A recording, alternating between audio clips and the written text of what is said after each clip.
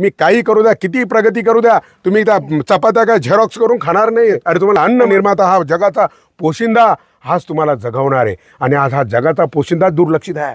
तंबाखूची पुडी बनवणाऱ्याला तुम्ही अधिकार दिला, त्याची किंमत ठरवायचा. 10 वर्षापूर्वी तंबाखूची पुडी होती 20 ग्रॅम आणि होती 4 रुपयाला. आता ती झाली 10 ग्रॅम आणि आहे 12 रुपयाला. लाजा वाटू द्या जरा.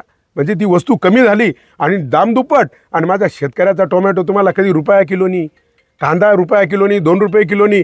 अरे म्हणून मी सांगतो, स्वामीनाथन आयोग माझ्या शेतकऱ्यासाठी मान्य करा. आम्हाला नको जास्त पैसे, नको 1000 रुपये जाळी. आम्हाला हवंय जेवढं आम्हाला त्याला मजूर लागला, फवारण्या लागल्या, त्याला सांभाळण्यासाठी त्याची मजुरी, त्याच्या जमिनीचं भाडं असं धरून त्याला जी किंमत येईल त्याच्या 1.5 आम्हाला किंमत हवी. म्हणजे एक जाळी बनवायला आम्हाला जर 100 रुपये लागले ना, तर माझ्या शेतकऱ्याला फक्त 250 रुपये पाहिजे.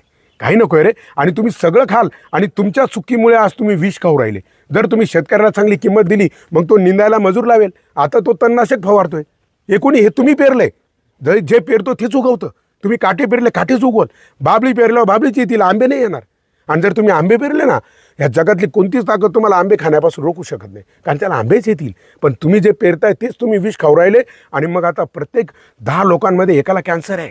तुम्ही जाऊन बघा बाहेर, भयान चित्र आहे कॅन्सर. एकदा तुम्ही फक्त कॅन्सर हॉस्पिटलमध्ये चक्कर मारा, मग तुम्हाला कळेल तुम्ही किती शेण खाऊ राहिले. शेण एक वेळ तुम्ही शेण खाल्लं नाही गाईचं, ते तुम्हाला चांगलं आरोग्य देईल. परंतु तुम्ही आता जे विष खाऊ राहिले ते भयानक आहे. म्हणून माझ्या शेतकऱ्याची अवहेलना करू नका.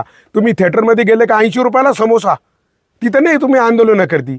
हां, शेतकऱ्याचा फक्त भाजीपाला 10 रुपये जोडी म्हणलं का 5ला देतो का, 10च्या 3 देतो का, लाजा नाही वाटते तुम्हाला? हां, आणि तुम्ही तिकडे मॉलमध्ये गेल्यावर करता का रे 1 रुपया कमी, 2 रुपये कमी करता तुम्ही? हां.